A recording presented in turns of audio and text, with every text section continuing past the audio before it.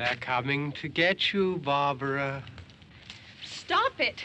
You're ignorant. They're coming for you, Barbara. Stop it! You're acting like a child. They're coming for you.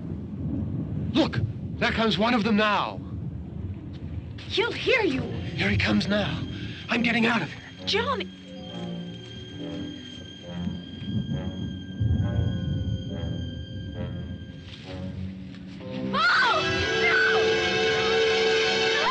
It's an all too familiar sight, a walking corpse with an insatiable appetite for living flesh. They stagger towards their unsuspecting victims with their dead skin and empty expressions. While this representation may be historically accurate, the living dead no longer pose a threat to the general public. Thanks to the invention of the ZMB vaccine, the living dead are now completely cured of their flesh-eating ways and now live on a vegetarian diet. After years in the wilderness, the new government proposals are now aiming to integrate the living dead back into society.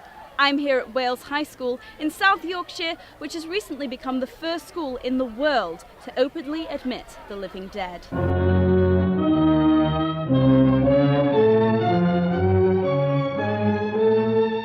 tell us why you decided to admit living dead students here at Wales High School.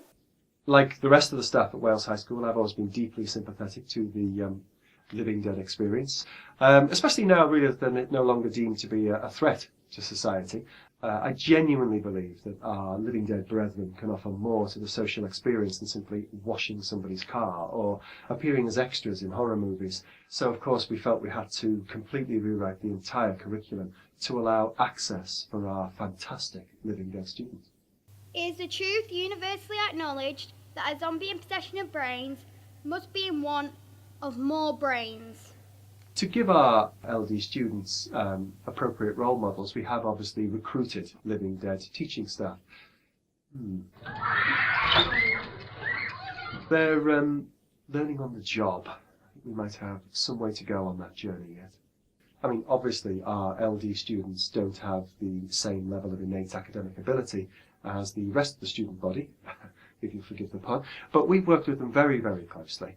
And we think we've tailored some opportunities to their particular gifts.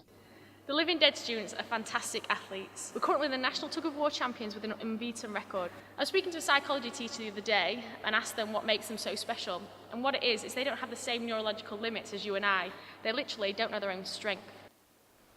Right, competitors, are we ready? I want a nice clean tug from both sides on my first whistle. One source of particular pride to me really has been the way the Living Dead have integrated with the mainstream students. We call them all sorts. Z-heads, lame brains, meat bags, Coffin dodgers. Some fantastic friendships have been formed, and in one or two cases, rather more than that. He's the best boyfriend I've ever had. He's such an amazing listener and so attentive to all my needs. We met in geography. The teacher sat him next to me because I'm really friendly and I would put him at ease. And I'll always remember there was a moment when our hands accidentally brushed together, and people normally flinch when they touch me because I'm so cold-blooded. They're like, "Eleanor, you're so cold." But he didn't even flinch. And that's when I realised, as soon as I touched his cold, dead hand, I knew he was the one for me. There's been some evidence of the ZMB vaccination wearing off in isolated cases.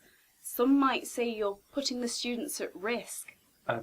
I thought we weren't going to discuss this.